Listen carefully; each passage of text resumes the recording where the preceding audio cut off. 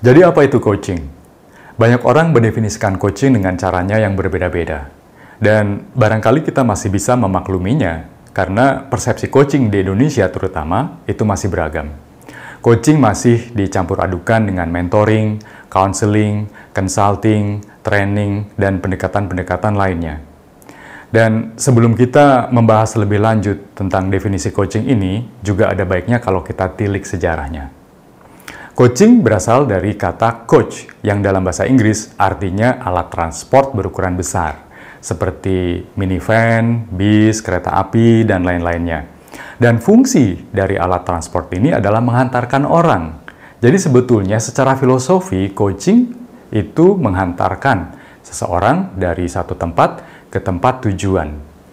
Dan istilah coach ini sebetulnya menariknya pertama kali didengungkan dari lingkungan akademis. Seorang dosen di Oxford University pada tahun 1830-an dijuluki coach karena ia berhasil menghantarkan mahasiswanya meraih satu titel akademik tertentu.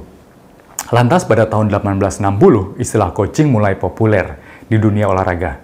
Seseorang yang dipercaya untuk menghantarkan tim dan atletnya menjadi juara, ia mendapatkan julukan coach.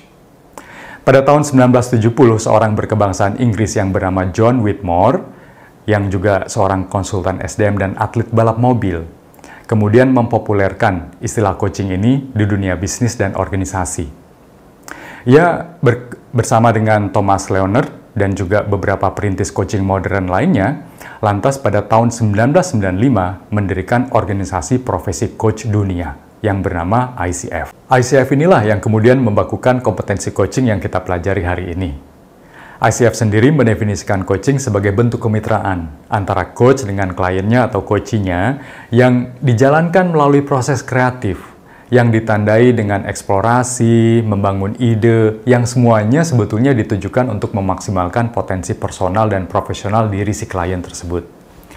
Prinsip coaching ICF inilah yang kemudian kita tuangkan ke dalam skill-skill coaching yang lebih spesifik. Bagaimana seorang coach mendengarkan secara aktif, mengajukan pertanyaan berbobot, memancing ide-ide, dan juga terutama memfasilitasi pertumbuhan dari si coachee tersebut. Di program ini Bapak dan Ibu betul-betul akan dilatih bagaimana menyediakan diri Anda dan memberi ruang dan sekaligus memancing proses kreatif itu timbul dalam satu percakapan bersama dengan coachee. Jadi coaching bukan memberitahu, kemudian memikirkan solusinya terlebih dahulu sebelum mendengarkan, atau bahkan menggunakan coaching sebagai sarana memberikan feedback yang sifatnya lebih ke judgmental, asumsi, segala macam. Coaching betul-betul merupakan sarana pemberdayaan potensi. Tujuan kita adalah menghantarkan si coachee dari kondisi yang dia sedang alami sekarang ke kondisi baru yang lebih baik. Tempat tujuan, di mana di tempat itulah si coachee termaksimalkan potensinya.